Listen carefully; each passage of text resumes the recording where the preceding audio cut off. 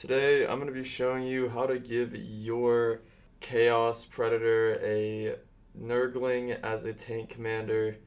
This was just like a little funny idea I had looking into how to convert it instead of just using normal Chaos spikes. So I'm going to be using a lot of green stuff. Here's our little guy. I took a Guardsman Tank Commander helmet, cut off the face and then drilled into it a little bit and then kind of carved it out with my pliers to get in there.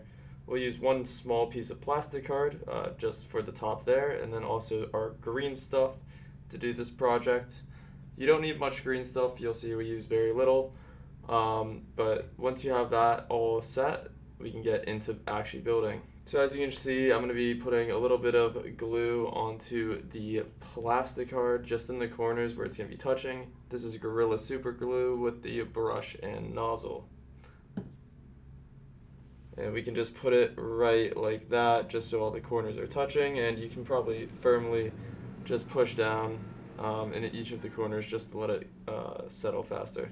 Once it is dried on like this, and as you can see it's not moving or anything, we can go ahead and put our Nurgling on it. I just used one from the standard Nurgling box. And to do this, again, we're going to take our super glue, Gorilla Super Glue, and just put a fucking fat dollop on that. Like so. So we put this large amount on, and we're going to put the Nurgling on top of that. Just rub it in there, make sure it actually has glue on it, and then yeah, just hold it to it, and after about 5-10 minutes it should be perfectly fine to then start sculpting around. As you can see, now our Nurgling has settled. He is standing on top of the tank like a total badass. And we're going to basically put a bunch of snakes around him just to build up kind of a slope of the green stuff. But before we do that, I just wanted to quickly show you the helmet that we used for the Nurgling. It's a Tank Commander helmet. I forget what set of Imperial Guard this comes out of, but I had it laying around. I just kind of cut it out, as I said earlier.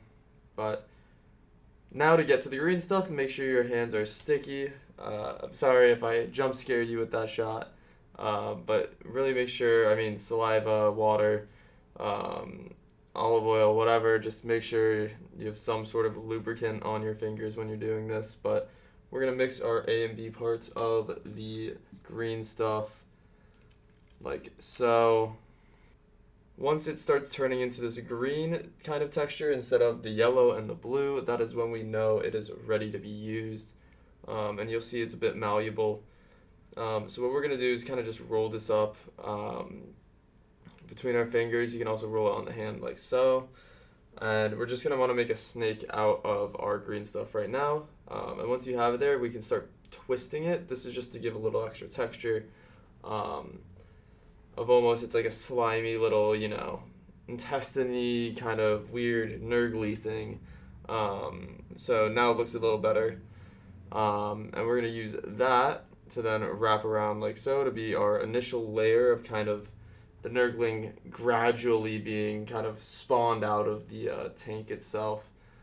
A lot of the inspiration I had for this project was kind of the Nurgling was, I guess, infused with the tank. So he's like the tank commander, but he also is the tank. So we're going to try to mimic that, which you'll see through the technique I showed. Once you have him like this, we're going to then do another layer of the green stuff, which I'll show you right now. And then for me, I did like another third small one, which I then had to patch up with a single one, which you can see me going in on. Now I'm taking this pencil, and usually what I do is I put a little like lubricant just on the green stuff itself and then go in with the pencil, kind of pushing it down so it almost looks like skin that's been stretched in a way. And kind of just combining the layers while keeping some of the shape of the slope. And here we're going to want to make little indentations in some places, but then also some stretching. It's kind of up to you and what you like. And this is just going to give it a good texture, like it's like the Nurgling's almost like melted via flesh to the tank. And we get a really cool looking effect when we do this. Once you've gone all the way around, we're going to be doing our twirly little bits again, except this time we're really going to twirl them, get that texture, that groove going.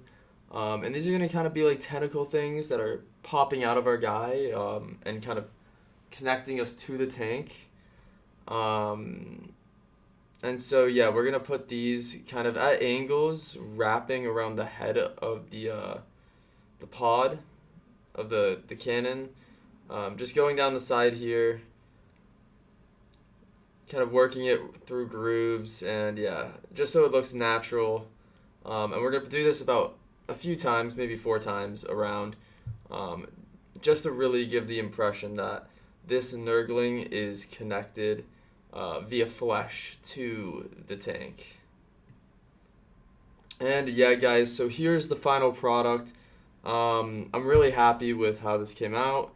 I think it really shows like the Nurgling fully infused, and the fact that I was able to get the Imperial Guard helmet on there was awesome. I think it just adds a little character to the Nurgling itself. I love doing that for them. I love my Nurglings. And yeah, just an awesome little tank. So I hope you guys enjoyed. If you did, hit that like button. Let me know what you think. This is the first time I've used green stuff, so I'd be very interested to hear what you guys think and what else I could do with my vehicles in terms of like whether I do a mouth or something. But again, thank you for watching, and hopefully this helped. I'll see you next time. Peace.